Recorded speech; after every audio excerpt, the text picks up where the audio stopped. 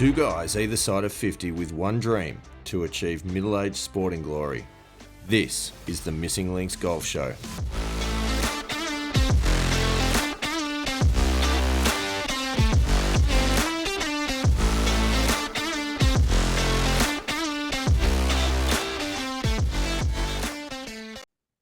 Pilgrims, welcome back to the Missing Links Golf Show. I'm Steve Hinks. I'm joined yet again, 44th time, by Andy Walker. Andy Walker, welcome to the show. G'day, Mr. Hinks. How are you on this fine week? Look, I'm good. I'm a bit excited about tonight's episode because it's a little bit different. Something very different, as a matter of fact. Not only have we got a voice of the Pilgrims segment, but the whole episode is in fact through the voice of a pilgrim, of a pilgrim. Well, given that our own golf has been, certainly mine has been pretty limited. Yeah, well, you're kind of letting the side down just a little bit. Yeah, over the past couple of months, feel as though listening and living vicariously through someone else might be a good way to go. What do you think? I think it's the go. So to all of the other pilgrims that are out there, this is going to get confusing if I keep this up. Anyway, a couple of weeks ago, we had an email come through to the inbox and it says this. It's titled "G'day from Canada," which is an exciting start. And it says this from Pilgrim Mick Paterson over in Toronto. It says, "Hi, Steve and Andy. Just wanted to connect with you guys as I found the show and been listening for some time now. I found you through the connection with Josh Nichols and his podcast. We did thoroughly enjoy catching up with Josh. I've really been enjoying the show, and I draw a lot of comparisons between you both and myself and what I'm trying to do with my life and golf game." This is a bit of a common story, Andy Walker. Mick says, "To give you a little background, I've lived just outside Toronto, Canada for the last 16 years, but I'm originally from the New South Wales Central Coast, just down the road from Andy Walker." Local boy. Yep. I grew up down the road from Shelley Beach Golf Club, and that's where I played my junior and into my mid-20s golf. I think I probably had about 8 to 10 years away from playing other than twice a year, and spent those years traveling and living in different places. When I moved to Canada, that is when I started getting back into golf again. So I am an Aussie at heart, living in the cold, cold world of Canada. Got to be tough. Although it's lovely through the summer with the hot weather. Like you guys, I have a wife and family, 3 kids, 5, 8, and 10, and a career that I'm trying to balance, all while trying to attain middle-aged sporting glory, as you guys put it. I think it's how we all put it, Mick. It's a familiar story. I'm not quite sure I've heard it before. I've heard it somewhere. It gets familiar. I turn 49 next week. It's not easy. So a young bloke. Younger than me. I do have a high performance center in my garage. Nice. Putting mat in the basement, and I can chip in the backyard. Fantastic. There's no outdoor. So can he chip when it snows? How different do you think playing out of the snow is to, say, a bunker shot? I reckon if you're playing in the snow, having a white golf ball may be an issue. Maybe you go with one of those yellow jobbies. I don't know, but I mean, I'm assuming that you'd have to kind of splash it like a bunker shot, wouldn't you, out of the snow? Yeah. I mean, sort of like a water shot. You occasionally see sort of like Jean Van der Velde tried to. Well, he didn't try to play it out. He didn't actually. He thought about it. He thought about it, but it would have been pretty similar to that, I'd expect. Yeah, maybe it's a question we should ask. I usually play in a couple of indoor team comps during this time to keep me moving. I dipped my toes back in a competition last year in a better ball team event here run by Golf Ontario, like Golf New South Wales. Did not good, but got a great experience nonetheless. This year, I ramped up my competitive play, joining a competition called the GTA AM Tour. That sounds fancy. Where they play a tournament somewhere within about 3 hours from where I am every week. I'm only playing 3 events this year. I'm not a member of a club as it's very expensive here. I'm currently sitting at a 4.4 index and Ooh, dropping as the year nice. goes on. That's pretty good.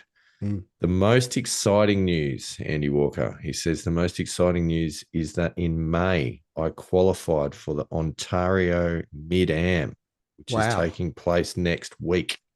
Nice. I only went in the qualifier for experience in another competitive event. I finished fourth and qualified. The event starts on Monday next week. Wish me luck, which we did. We did. Not only did we wish Mick luck, we also said once you've played the tournament, you're coming on the show and you're going to tell us all about it. Hmm. And Yes. that, ladies and gentlemen, is what is happening in this episode. So Strap we yourselves got, in, people. yeah, yeah. So basically, let's go and let's get Mick on the show and hear how he actually went in the Ontario Mid-Am. Yeah, looking forward to it. Andy Walker, this is a very exciting moment. We have got our first genuine pilgrim on the show joining us as a guest. So I'm going to introduce him now. We've got Mick Paterson. How you going, Mick? Welcome to the Missing Links Golf Show. Great. Yeah, thanks for having me. Oh, mate, it's so good to get you on. Andy Walker, what do you think? Pilgrim on the show. Love it. Absolutely love it. And what I love is he's actually almost a local from the central coast I of New know. South Wales, which is obviously my stomping ground. Love that you're from the Central Coast and you've obviously made the move across to Canada and spent a fair bit of time over in Canada. But yeah, love the journey. Sort of a man after our own hearts, and with a similar outlook and similar aims. Yeah, so that's a good place to start. I think, Mick, we might throw it over to you. Take us through who are you? Where are you from? How have you ended up in Canada? And most importantly, how long you've been listening to the Missing Links Golf Show? Why don't we start with that? I think, I found you guys through Josh Nichols, Yep. and I was listening to his podcast, and it's the podcast that you guys did with him. Like, I feel like it really resonated with me and where I am with life in general and golf, Mm. and trying to balance life and work and family and wife and golf, and trying to fit that all into what our sort of our busy lives is. It's tough, but that whole podcast really resonated with me. But me, I grew up on Central Coast. Nice. I played my golf at Shelley Beach, which was formerly Tuggerah Lakes, probably when I played at it many years ago. Yeah, um I've only played Tuggerah, well, Shelley Beach once, and it was Tuggerah Lake. So that was probably yeah, 30 odd years ago. So yes, I can vouch for yeah, that. I played it yeah. last Christmas. Just saying, most recent down there. Still looking You good. know what? I came back a couple of years ago and I tried to play, but it was just nonstop raining and I couldn't even get on the course. Mm. Um, but yeah, I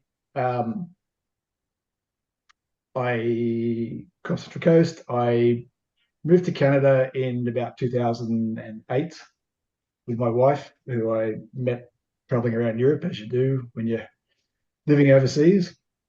She's from Canada and she spent a few years in Australia, and then we moved over here 2008. And yeah, that's about it. That's awesome.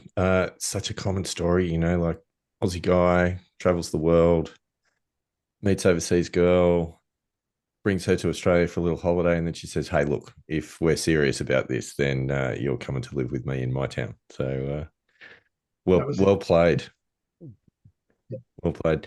Look, over in well, actually, before we get to that, I'm interested in your golf background. Actually, you talked about you grew up playing Shelley Beach. It's actually a really nice golf club, and they've really good clubhouse there now as well. They've got a great restaurant in there, which is worth checking out next time you're back in town.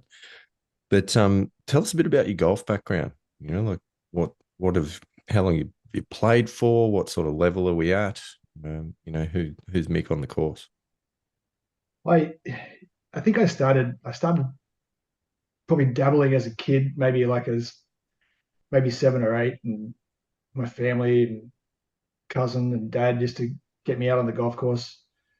Um, Sort of maybe had a few lessons in that 11, 12 range, and then played like with a bunch of friends during high school, and wasn't a member of a golf course anywhere. And then joined up at Shelley Beach, maybe 16, 17, or maybe 15, 16. And then and started playing there, and was lucky enough to play on the I was number 8 on the junior pennants team, but I played on the junior Nice. pennants team for my last year, which was a lot of fun.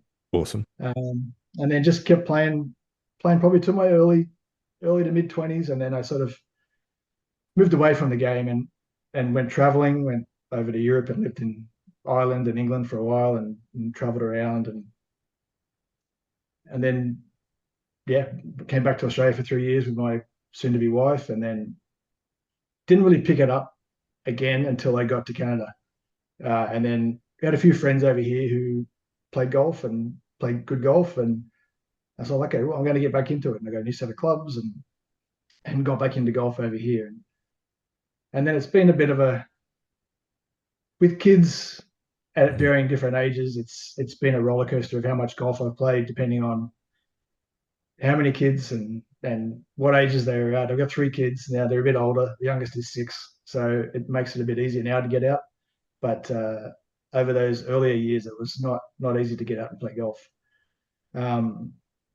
So my handicap, I've kept a handicap over here. I'm not a member of a club, but you can keep a handicap as a public player.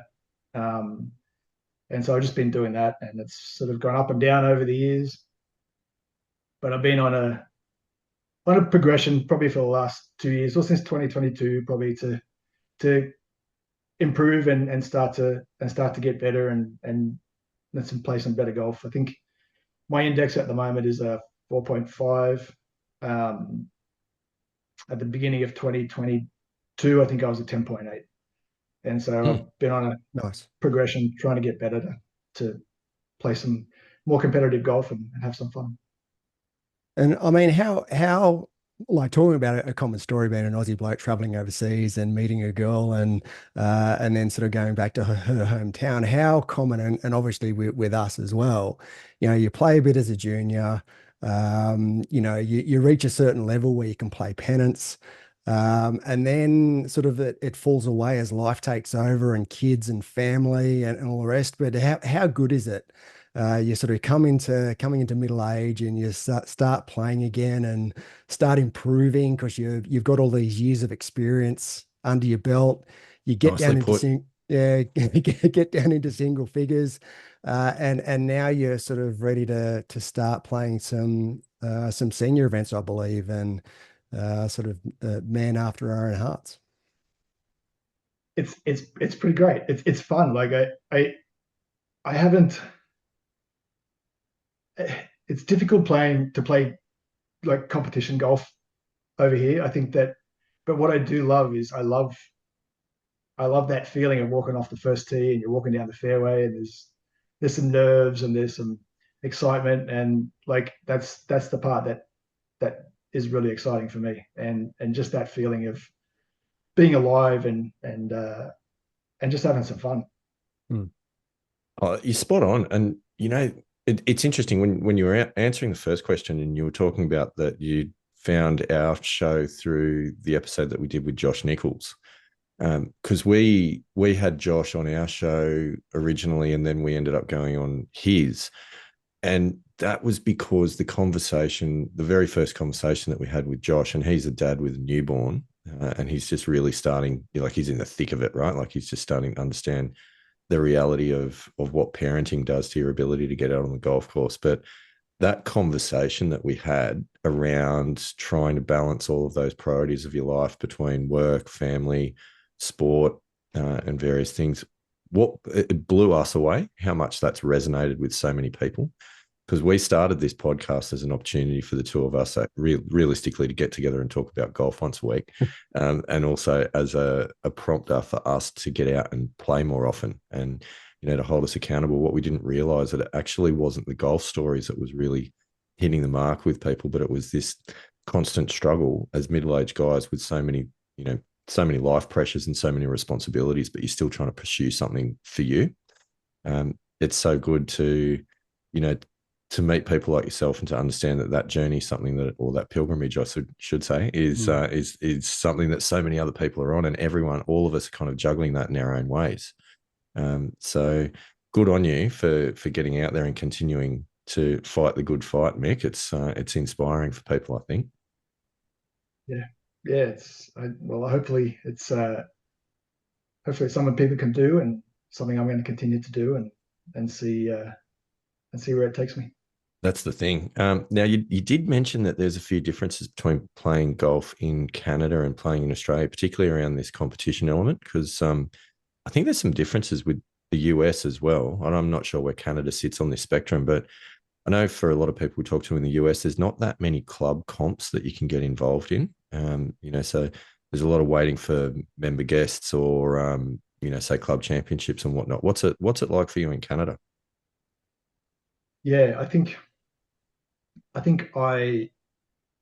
there isn't, and I'm not a member of a club, so Mm. it's difficult for me to say. I carry a handicap, and I just play a bunch of public courses, or catch up with friends who are members of clubs, and go out and play with them. Not necessarily member guests or anything like that.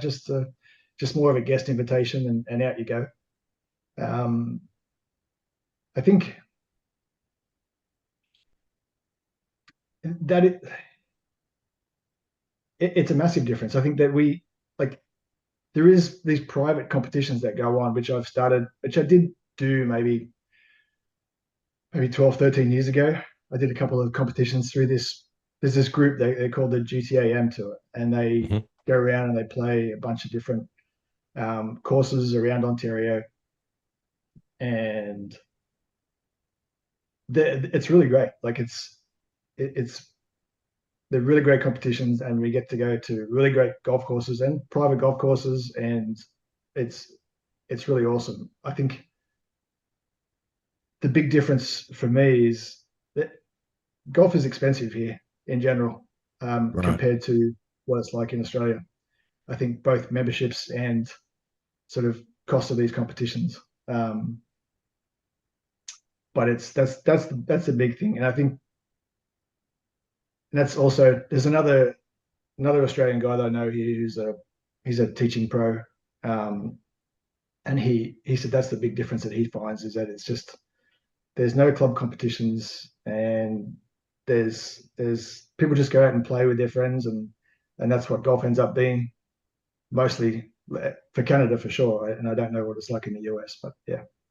So is it then similar to the US where you don't have to play in competitions to be able to record a handicap round? Correct. Yeah, you can play your casual rounds to record your handicap. Yeah. Right. Yep. And So do you need another person to mark your card, or is that just you can enter your own score? you enter your own score. It becomes the honesty system. Yeah. Yeah, see, this is interesting. This is answering a lot of questions that we've been talking about because, as you Mm. probably recall, in Australia, you can only enter scores for handicap purposes in club competitions, Yeah. or things that are obviously kind of official under the golf in our state, at least Golf New South Wales rule. So that changes the game a little bit, which is tricky. But I think we have often said how fortunate we feel that we can play in a competitive round of golf every week. Like there's a comp on at the club every week, which is awesome. Well, Speaking I of mean, competitions, it's yeah, multiple well, competitions it is, yeah. that are on. I mean, certainly at my home club, there's it's Tuesdays, Thursdays, Saturdays, and Sundays. Like 4 days a week, you can play in a club competition.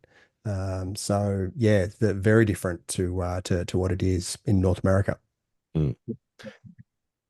Speaking of competitions, which is where I was going to go. Um, too quickly, though, it appears. So I've got to ease into these things, slow Mm. down, ease into it. You, in the email that you sent to us a couple of weeks ago, you were gearing up to play in the Ontario Mid-Am. This is exciting, Mick. This is a big deal. This is actually Pilgrims why Mick is on the show because we've had a few little conversations over email, but we need to get an understanding of what's happened in this tournament. But I think before we go to the result, maybe just talk us through, how did you find yourself in this tournament in the first place? That's a good question.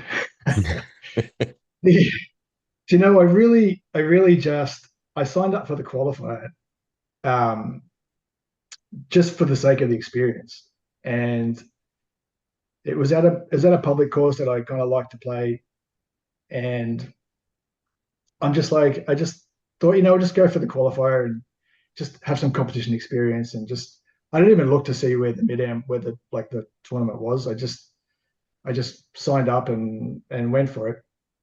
Um, a day is a story in itself, but it's I was dealing with I have to deal with a 4 hour weather delay. I was sitting in my truck the whole time.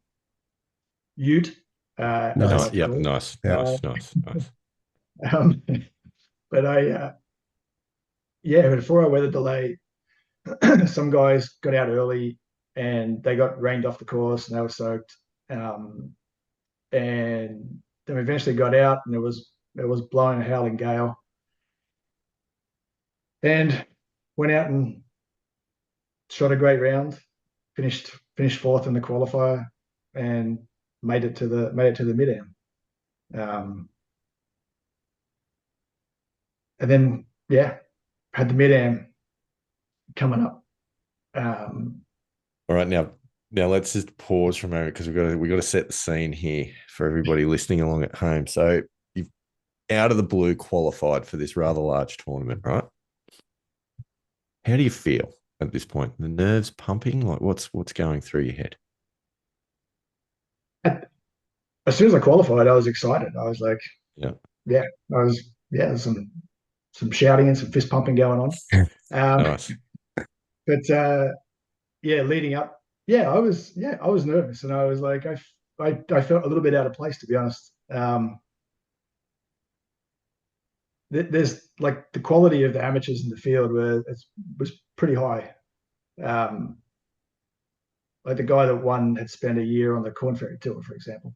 Oh, Oh, wow. wow. So Okay. Yeah. Yeah. it's I was there for the experience. I was there to learn about my game at the end of the day, and that was what I wanted to. My takeaways was, learn about my game in a pretty high pressure situation and in a Mm. good tournament, and see what happens, and then take those lessons away for future tournaments and things like that. So that was my main goal of going to the mid-am.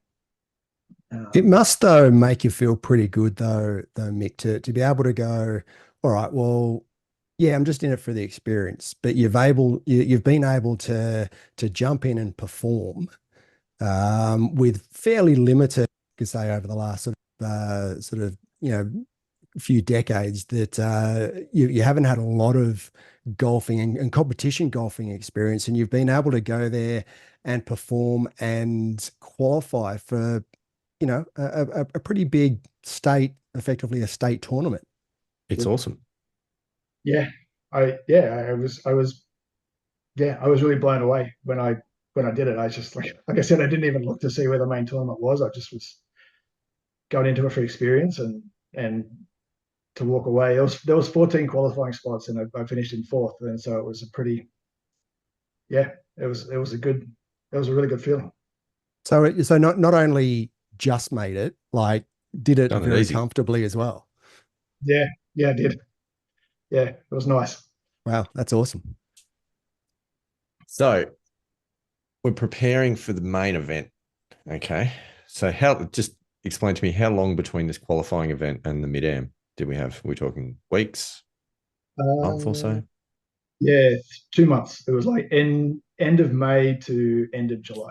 That's got to be the longest 2 months going for a long time. Like for anyone, I would It I would was think, it was a long 2 months. Yeah, I it was, but it wasn't too bad. I think I I had a good prep. Um, I was able to get enough rounds and enough practice in that I thought was uh, was good, um, at least to be where I could perform at the best of my abilities anyway. So Did you two get to months. actually? I was just going to say 2 months. It's almost enough time for a complete swing overhaul in preparation for a big tournament. Definitely, there's no swing changes going on. That's for sure. Smart man. So did Smart you man. did you actually get to play the event course just to have a bit of a look around? Had you played it before, or was it a new course to you? New course. So it's about 4 hours drive away from Oh my wow. house. Okay. So it was, not Yeah, even that's a fair close. trip. Yeah, and no, there was a practice round on the Sunday, so we got to do a practice round and go around and have a look. Um, Other than that, it's just preparing through looking at apps and Mm. aerial shots and trying to play your way around from that perspective. Um, it doesn't do they never do the sort of Doesn't do it say the justice, elevation does it? change. Yeah, Yeah, yeah, yeah. yeah, yeah, yeah. To That's true. see how up and down it is from looking straight just down on top of it. Yeah. Mm. It's difficult, but yeah, no, it was a new course, 4 hours away, and yeah, it was good. All right. So we're getting to game day, and in the build up to game day, was it a Saturday Sunday event? Is that the The event was Monday, Tuesday, Monday then Tuesday with the practice cup, round on the and Sunday? then final round on the Wednesday. Yeah, Okay. So and you took a caddy, is this right? Mate of yours went up to I carry the did. bag. Yeah, Is he this he yeah he came for the Sunday and the Monday. Yeah, he came for the practice round and then and round one, and then yeah, here for is this someone that you club. trust, Mick? Have you put someone on the bag that you've got a lot of faith in their game, or is this did he step up and really look after you, or are we pointing the finger here? No, he did. He really did great. He was awesome. And he definitely helped me get through well, we'll get to those details later, but he helped me get through the tournament. No, he's a really good friend, and we actually play. Well, I feel like it's called something different in Australia, but they call it a better ball competition here, which is Oh like yeah, just a there's just two of us. It's a team event. You just take the best ball, and yep, so we played the qualifier last year. We're playing a qualifier again in about 3 weeks, and yep. so yeah, he's a good friend, good golfer. Yeah, Very good. Yeah, weirdly enough, it's often called a four ball in Australia. Mm. that's what I thought It, it was it, called too. yeah, Yeah, Yeah, don't yeah. understand that when it's a two-player best ball, yeah. as opposed to the scramble that we talked about last episode. Beautiful game, golf. Very confusing. Doesn't make any sense. It's clearly invented by the Scottish. So we love our Scottish Pilgrims as well. So please don't take that the wrong way. So let's get to the course. You've done all the prep. You've done all your homework. You turn up on the Sunday for the practice round, and Mick, what happened? So even leading, well, I'll go back another couple of days. I started, getting ready for the trip, and I started just a little bit tired, and stomach wasn't feeling great. I'm just like, is this nerves? Is this like what's going on? And then it got worse as it was the Friday into the Saturday, Sunday practice round. Uh, Still not feeling great. I'm normally a walker, dedicated walker all the time, but I'm just like, I think I've got to take a card. I feel really tired and I don't feel great. So we took a cart and yeah, got through 9 holes. Sort of, it was an effort to sort of walk to the tee box, walk to the green. And then I don't know how to deliver it tastefully, but Eloquently. I, don't- I it's, think I think how you delivered it at the course was probably as eloquently I as you're going to did do I did deliver it at the course. I did deliver it at the course. it. But I'd say that I was really grateful that the toilet wasn't too far away. Oh no! Um, so it was, and then it started coming out. Oh no! So that was, got through the practice round and yeah. And then that night wasn't great. Not a lot of sleep. Up and down a bit. Got up in the morning. tournament day, and yeah, I wasn't sure I was actually going to play. I was like, I think if my buddy hadn't been there, I think I would have probably withdrawn. But he's like, no, come on, just he's like, he went down and picked up some stuff from the chemist, and yeah, got the drugs into me, and which helped. It definitely helped stem the flow. What? Oh, man. But the I tell you but that is my nightmare. That is my worst Absolute fear nightmare. on a golf course. Like it's just that there's nowhere to hide. No, Like no, no, wow, no, wow. no. It's so bad. It's so it's bad. it's yeah.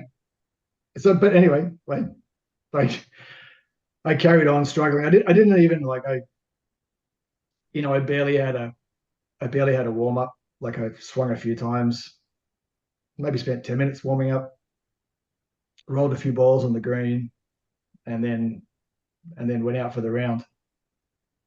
And just didn't. It was hard getting food in. It was hard getting sort of any sort of. But I was trying to get Powerade into me. It was just a yeah. It was Wow. it was awful. Oh, it's so disappointing.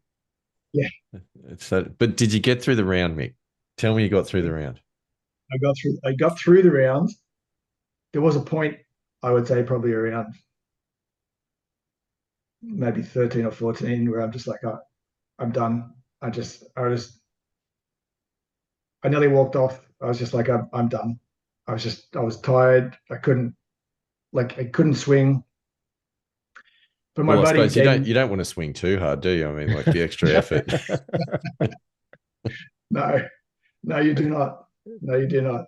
Um, but yeah, my buddy who was caddying for me, he's like, we got the last four holes. He's like, come on, let's just finish the last four in even and see how we go.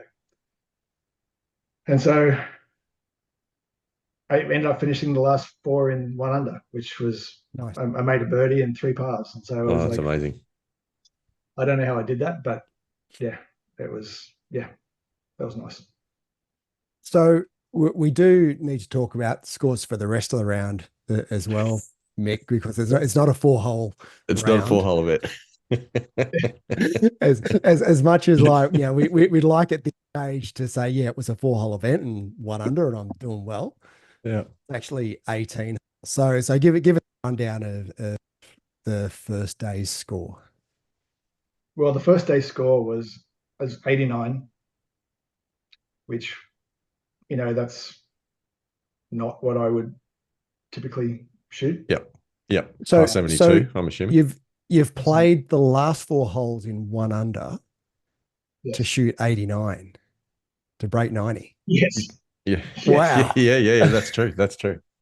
That's true. That's awesome. I'm assuming that you weren't necessarily aware of that at the time, though. You're just I probably was focusing on one foot in front of the other at this stage. standing vertically. Yeah, that's all I Yeah. was. Yeah. Yeah. Yeah. I think it was really the middle. The first five holes when I started was pretty decent, but the middle nine holes was just so hard to get through. It was really hard. It was double after double after double. Mm. Mm. Maybe a triple. I can't remember if that's a triple, but there was. Yeah, it was awful. Oh, tough I day think out. yeah, I had my playing partner. We got to one hole, and the playing partner he's like, how's your electrolytes? And I'm just like, I don't know. Like, They're not non-existent. yeah, pretty much. And Yeah. so at that point, I had a Powerade and an energy bar, which might have helped me, but yeah, who knows? Oh, I don't know that there's much that's going to help you in that No. situation. Bit of a tangent, but I do recall a trip to the UK once that I was making for work, which from Australia is a long way. So I thought I'd stop over in Hong Kong and see my brother-in-law that was living in Hong Kong for a couple of days. And I got on the plane for the second leg from Hong Kong to Heathrow, and somewhere over the top of Russian airspace, is where it hit. And exactly what you went through. But the problem was, Mick, in this flight, when you've got the bank of the 3 or 4 seats in the center of the plane, like I was right in the middle, and the guys on either side were either watching a movie or having a snooze. They're going, I'm not making it to England. This is not going to happen. It's the worst feeling in the history of the world. And I think on a golf course, when you've qualified for an important event, you're so excited. There's been 2 months of build up to be struck down like that on the day of the event. It's just cruel and is unfair. But good news is you're looking thinner. So that's a win. That is true. Anyway, so end of round 1, where were you sitting in the field? Did you have any idea at that point? I'm imagining that it's probably not in great shape. Yeah, I think I was like fifth last out of 144. Yeah. Yeah. Disappointing. Yeah. Disappointing. And probably no partying that night, I'm assuming. No, no, no, that was the intention, was to not to party, but to, just go out and have a good time with with my buddy. You got time away from the family as well. Like the Totally. wife and kids aren't there, and Yeah. Everyone loves a golf trip. Yeah. yeah. So And you're probably in bed by 8:30. Yeah, if not earlier. Yeah. I was definitely horizontal earlier than that. Yeah. Wow. Right. What a shocker. So did you turn up for round 2? Yes, I did. Okay. I turned That's up around. impressive. That is impressive. And how are you feeling on the morning of round 2? Any improvement? Yeah, there was improvement. It was not, I didn't have the energy levels that I had. Yeah, I wasn't as low as the day before, but I was still struggling and still took a cart. But it was, I felt better. I was without a caddy for the second day as well, so I was on my own. Wow. Trying to find that motivation from within. So talk us through round 2. How did we start off? What was the first 9 like? Good question. I don't really remember my 9 breakdown. I should have had a look. But the first hole was great. I ended up I hit a fat hybrid and then another fat hybrid, and then it was a par 5. Then I hit a 7-iron on the green and made the putt for birdie. So that was nice. a nice start to the day. Nice. I love the honesty. There's nothing like hitting 2 fat hybrids and still making birdie. Yeah. The only thing that would have made that slightly better is if the 7-iron was really thin, like you got the ball.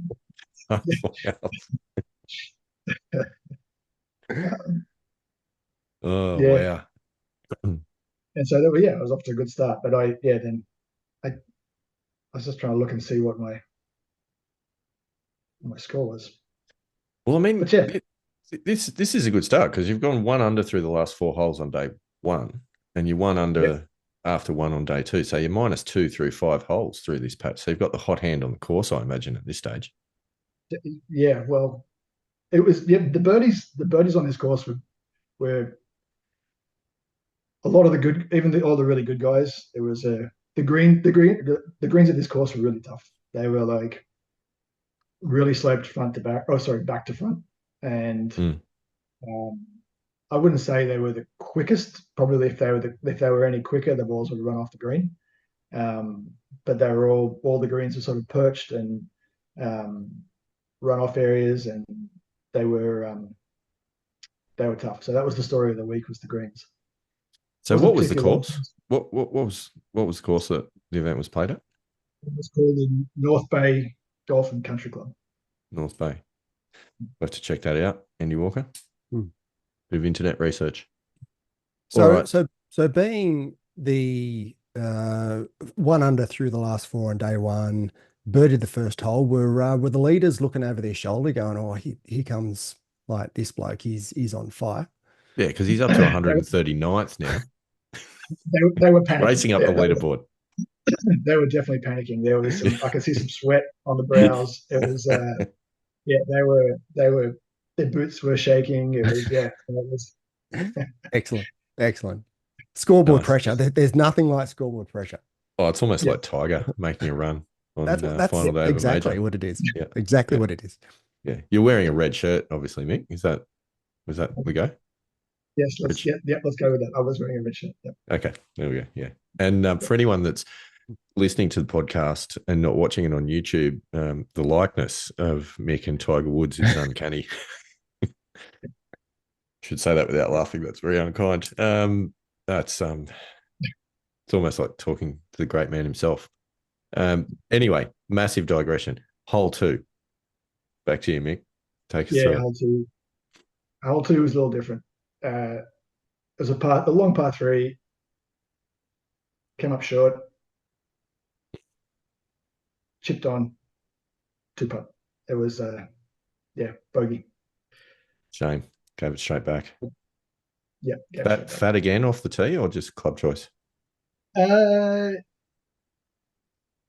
I, I, to be honest, I think I just tried to hit a little fade in, and it it faded a little bit more than I wanted to, and ended up a little bit short right.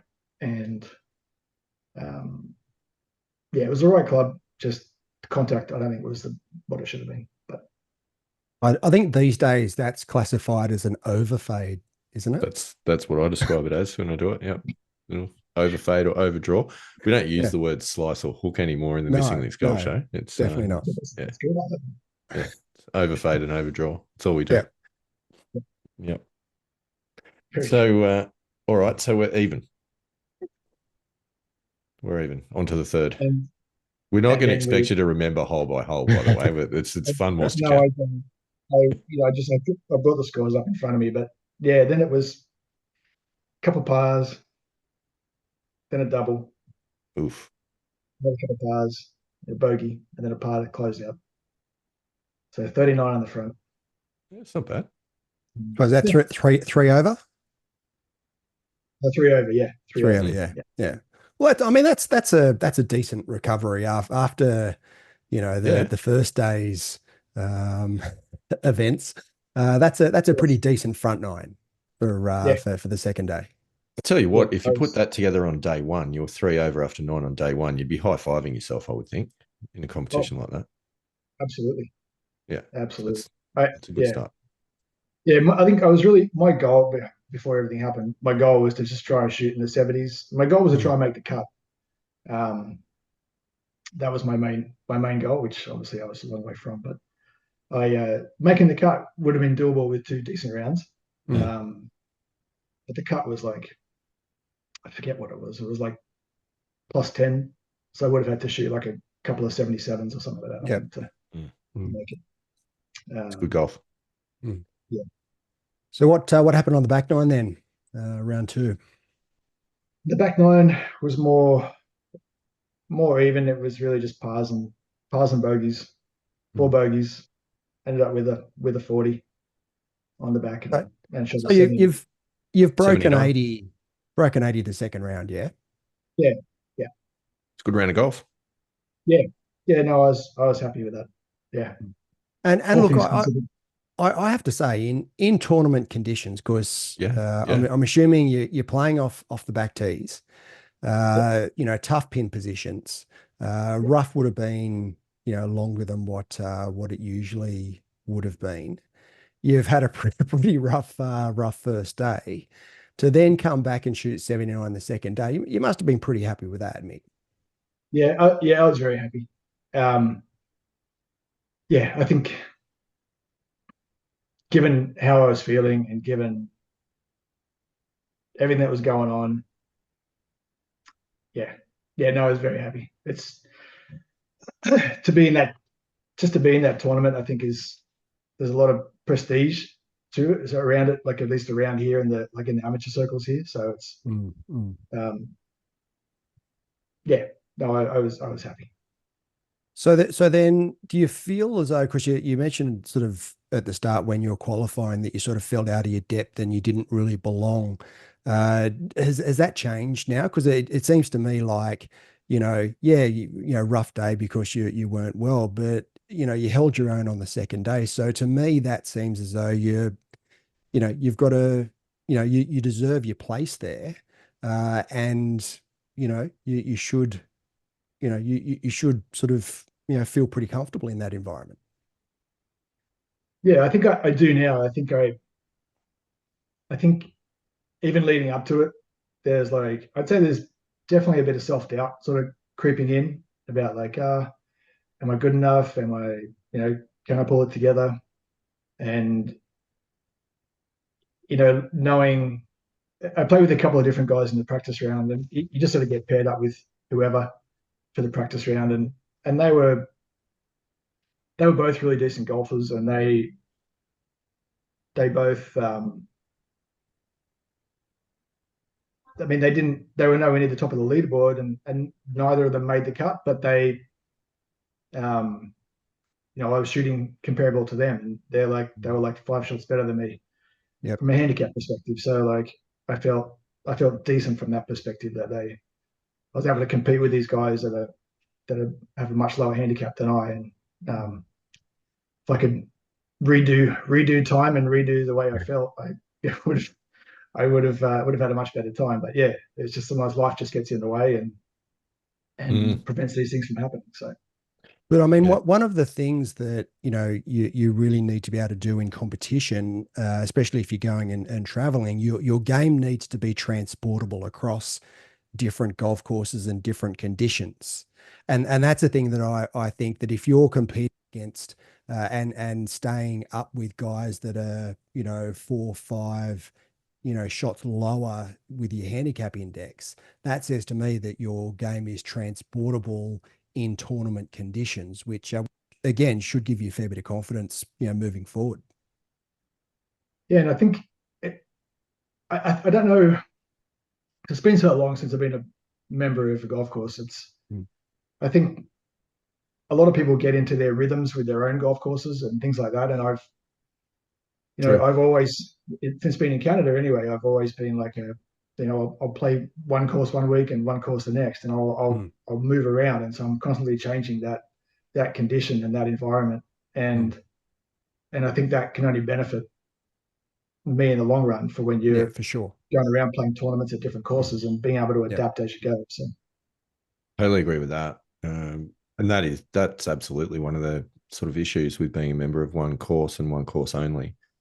Definitely getting out playing a bunch of different tracks is always the way, and certainly something that we try to do a fair bit of as well ourselves. I mean, I spent quite a while in living in Sydney. Similar story. Being a member of golf clubs in Sydney is very expensive and very challenging. So rather than doing that, being part of a social club and playing a different course every couple of weeks. And I think it's good because it does mean that you've got to turn up and actually assess the conditions that are in front of you on a given day rather than play from memory, which is definitely a skill that you need in tournaments, that's for sure. So I'm interested though, Mick, in, looking back on this now, you've had, a few weeks to kind of reflect on the experience. And aside from trying to remain fit and healthy pre the next tournament, which has got to be at the top of the list, but like, what would you say is some of the takeaway lessons that you learned out of the experience? I guess a bit of self-belief and overcoming imposter syndrome is probably one of them. Yeah, I think you're right, and I think that it may not even be. It may have only been really today since we've been talking that I've sort of realised that, yeah, and with those questions from Andy there before, it's just, yeah, that it is, yeah, that I do have the ability to be there, and I do have the skill set to be there and compete. I think that's definitely a big takeaway. Yeah, you wouldn't I know it think from looking at him, but he's a pretty insightful guy at times. Thanks, mate. Mate. We use that term loosely around the Missing Links Yeah. Golf Show. Yeah. So, but it's a big one. Like it really is a big one, because that sort of can help you relax in the next experience and unlock that skill set so that you're not kind of overcome by the moment. When the next time around, it's just that little bit easier. Yeah, and I think like I said earlier, like I like that feeling of being nervous. Yeah. Being on the first tee and getting off and that excitement of getting into it. But I feel like I felt that leading up to the tournament, but I felt so awful at the Mm. tournament that I didn't even have that. I didn't have the energy to have that going off the first tee. And I, yeah, I wish I did, but I just didn't have the energy for it. But it was, um, I think I really enjoyed being part of a big tournament like that, to be able to have that experience, and be there, and so feel like you're actually competing at a level that's, you know, really high, and being able to just experience that, and feel what it's like. So now I can build off that for the future, and it, maybe other tournaments won't feel as daunting after that tournament, but um, who knows? Mm. Yeah, and we talked about it. I think it might have been last week that we spoke about the fact that you put yourself in that position more often, and yeah, you can look back and go, yeah, that was a great experience, and part of my learning is just being there, and even though you weren't that well, you still had the experience and was able to build some confidence from it. But then you put yourself in that position often enough in those tournament conditions, in difficult, competition grade events, and you then play just in a normal, whether it be just a normal sort of local senior amateur event, or even in a playing for a couple of bucks with your mates in a social event, and it you're used to being in that environment, and it doesn't seem as daunting, and you've built that experience and that confidence in yourself. Yeah, 100%. Yeah. So, for the pilgrims out there listening, I think there's going to be quite a few people now that are on the Mick Paterson bandwagon, and they're going to be jumping on the is it the Gin or the Gin app or whatever it is over in the, is it the same in Canada as in the US? I'm not even sure. Yeah, I know Uh, what that is. yeah. Oh, that's the US golf handicapping app that they use. So Okay. maybe it's a different one in Canada. Yeah, Um, golf can, Yep, people may want to jump on there, follow your progress, track you around the various mid-am tournaments. My question for you though, Mick, is what's next? What's your next challenge on the horizon? Where can we expect to see you pop up? I I am with my buddy who was it came up for the caddy, to be my caddy at the mid am. We are going to go in a what they call in Ontario the better ball competition. So it's a qualifier for the better ball tournament, and it is in early September. And so we're going to go and compete at that. We tried to qualify last year, but we didn't. Neither of us played very well. Um, but this year we will give it another crack, and see what happens. And then beyond that, I just have another tournament at the end of, I think it's end of September, early October, and then that's my season, my competitive season done, because we have a very short season here. But Yeah, yeah, that's true because you get the snowy winters, makes it a bit so difficult to play yeah, golf. Look, that's exciting. I like the sound of the better ball contest. It'd be great if we had that in Australia. Andy Walker, we could take the pairs competition by storm, I feel, but We could. Well, but it there remains. is there is the foursomes. So I know that we've talked about the New South Wales Senior Amateur Mm, foursomes that is the prelude to the New South Wales Senior Amateur. So that yeah, could be on the cards next year. we'll give that a shake next year, no doubt about it. Mm. That's Although fantastic. alternate shot a little bit more difficult than better ball. Yeah, that's a fact. Yeah, I think that's the competition. You got to make the agreement that you're not going to apologise before No, the round. no, yeah. Like, So yeah, sorry is just not part of yeah, the yeah. No, vocabulary. that's that. Mm. You reckon you're any good? Get yourself out of that. So no, anyway, we digress. It's not about us, Mick. It's about you. But I love your story, and I think thank you so much for getting in contact with us. We love hearing from the Pilgrims. This is a bit of a first of actually getting one of the Pilgrims on the show. First of many, hopefully. We love hearing the story, and absolutely, we all could feel the heartbreak of getting struck down by the dreaded stomach flu on the morning of your biggest tournament. So good on you for getting through it, though, mate. I think that's an amazing effort. You should be very, very proud of that, without a doubt. yeah, yeah. Thanks. It's it was tough, but we toughed it out and got through, and I got a nice story to tell. That's fantastic. And I know you're a busy man. You got to get the kids to camp, I think it is, at some point this morning. Andy Walker, have you got any more questions for Mick before we let him go about his daily duties? No, I think that's about it. I mean, look forward to hearing how you go on the when you get into the senior events. I know you're doing the mid-ams at the moment because you're still a young bloke. But what is 50? Does it senior start at 50 in Canada? No, they no, they start at 55, but Ah, I'm okay. So I got a turn few years 50 to go next year. yet. Yeah, Yeah, yeah. got a bit of a We, run we, up. well, you'll have to come over to back to New South Wales because we're New South Wales starts at 50. So Mm. next time Yeah, you're sort of around town, then look us up and we might see if there's a local senior event that we can enter and play in. yeah, that'd be great. I think yeah, there's definitely a trip back on the cards shortly, so Cool. I will definitely check Maybe that out. we'll organise a reunion round at Shelley Beach. I Yeah, do sounds think good. the Shelley Beach Senior Yeah, Amateur it is is. coming up It fairly is. soon. It is. Oh, really? Yeah, yeah, I think Yeah. that might be next month because Yeah. there's a few around the Central Coast next month. If I was a little bit older, I'd be putting my hand up for that one. But being a young bloke like Mick, us two young whippersnappers on the show, can't quite get there. Yeah. So Go. You got to build up the experience level to be able to play in the senior events. it's still working on it. Anyway, Mick Paterson, thank you so much for joining us on the Missing List Golf Show. You're a legend. Keep up the great work. Keep flying that Aussie flag over in Canada, and we're going to keep in touch, no doubt. Love your story, legend. Thanks for having me, and thanks for the show. It's it's been great. I've really enjoyed the episodes, and keep it going. It's been great. Awesome. Thanks, Mick. We'll talk soon. Yeah. Thanks, guys. Andy Walker. How What a about that? story. What a Oh, story. oh, Mick.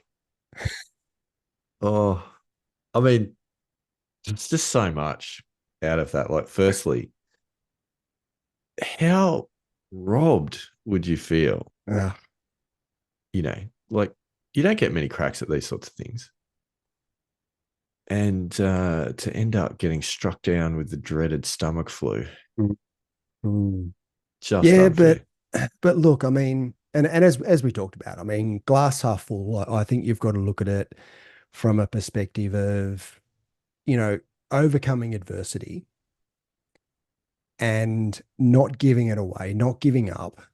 Could have very easily, as he said, walked off the course after 13 holes, but stuck at it, one under through the last four on day one, feeling like, well, pretty ordinary. It's safe to say. Worse than pretty ordinary. And then coming back on day two. I mean, that's great. I mean, I thought that was a great story. Massive respect to the man. Massive respect for finishing that round on day one. Like he must have been hurting so badly. Yes. So badly. And obviously not putting together a score that he wanted to put together as well in an important tournament. You know that that you cooked and you're not going to make the cut at that point. So pretty easy to eject, but he didn't do that. He stuck No. at it. He stuck at it, and credit to him. Like I think that's a fantastic effort. Yeah. Yeah, yeah. And again, as we talked about, he's going to be able to take what he's done there and move forward with that through other events, mid-amateur events, and then obviously it's 55, the senior start, and he's going to be able to take those experience and build on it and know that he's got game, know that he's got the courage to be able to punch through whatever challenges he's got. Doesn't he though? Doesn't he? No, it's a massive effort, and I love the fact that that's also one of the great things about this show. That we've stumbled across a guy on the other side of the world who's going through exactly the same stuff that we've been talking about week in, week out. Trying to do the never ending juggle between all of those commitments of family, work, golf, etc. living the dream, like really he's out there trying to play tournament golf as well, which is awesome. Yeah, Um, absolutely. and having a crack. It's one of the cool things about this show. There's so many people that are in similar journeys, similar pilgrimages in their own way. And if these conversations can bring a few of those guys together and girls, that's what it's about, Andy Walker.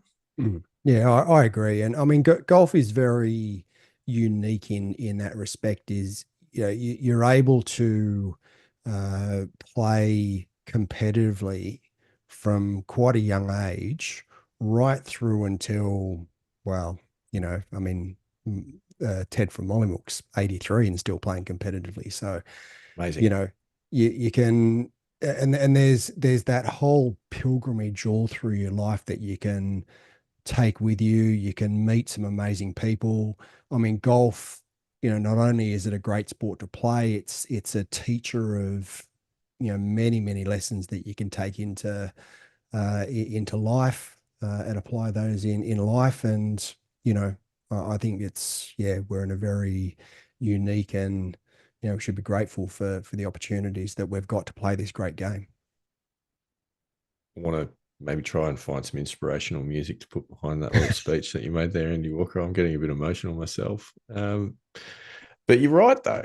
Like there's a lot of good stuff. There's a lot of good stuff that comes out of it. But as I say, it's easy to lose sight of some of those things when the pressures of everyday life comes along. Mm. I feel like one of the unexpected, real benefits of doing this show has been some of the conversations that we've been fortunate enough to have with other guys about what they're going through, Yeah. as people, not necessarily just as golfers, and the role that it plays in giving you sort of that mental, that really good mental outlet, that work-life balance and something else to focus on, because it's a sort of game that is as much mental as it is physical. And you're constantly having to learn, constantly having to improve. You've never got it mastered, and there's always a challenge. So I think it's a lot of fun. We can just end up having a love story to how good golf Mm. is if we're not careful. But Yeah. stories like that for Mick, I think, is just really cool to know that there's a lot of Yeah. other people out there doing the same thing. Mm. And how good's the high performance center? I mean, I love that he's got one. It's so good. It's so good. and what's great with with the high performance center Central Coast is that my wife is actually now recognizing it as a high performance center. Whenever we're talking about it, we Oh, don't it's talk the about best. the garage, we talk about the high performance center. I mean, how good is it? So we had a similar conversation at home on the weekend, because in Australia, Father's Day is coming up, Yep. in the not too distant future. The question Right. was like, the kids was like, "Oh, Dad, is there anything that you want for Father's Day?" And I feel quite fortunate to be able to sit here and say I actually can't really think of anything. Mm. And they were trying to prompt and said, "Oh, do you need anything for the high performance center?" Love it. Love it. Oh, it was awesome. So maybe I do. I'm not sure what though. I'm sure you'll find something. It There's could got be to be training some. aid. There could be some. There has to be some addition to the high performance center. Yeah, I'm just not sure. I'm not Mm. sure. It's got to be, yeah, anyway. But I mean, it's how far can you go? What's the budget we're talking here, Well, kids? yeah, and that's the other Yeah, thing as well. I mean, there's plenty of launch monitors out yeah, in the world there that get quite expensive. So, yeah, you know, yeah. could could Projector, could screen could be an upgrade from from the from R10. the R10. Yeah, 10. Yeah, 10's good. It is good. Anyway, there's a whole lot that could go on. But Andy Walker, that was a lot of fun. I really enjoyed that chat. Yeah, me Mick's a too. legend. We're a big Mm. fan. I hope he continues to do well. I hope he does well in the better ball contest. Mm. I hope he Um, keeps in touch too. I mean, it'd be great given his, background is local to where I am. I mean, I hope at some stage he does get back over here and we'll get out and have a game and we could have a live broadcast between the three of us. That'd oh, be awesome. mate, I can see the Shelley Beach Missing Links Invitational, coming along at some point. I think there'll be a few people that might put their hand up to get For involved in sure. that. For sure. Definitely can see that happening. But Mm. yes, anything else that you want to cover before we wrap up for this evening? That's been a groundbreaking episode. Yeah, look, I think we've covered a fair bit, which probably, I mean, well, I've got some stuff coming up, some injury updates, but we might sort of leave those until next week. So yeah, I think that, yeah, we've probably covered enough tonight. Sounds good to me. Which means there's only one thing left to do, Andy Walker, and what might that be? Rock out, Pilgrims. Mm.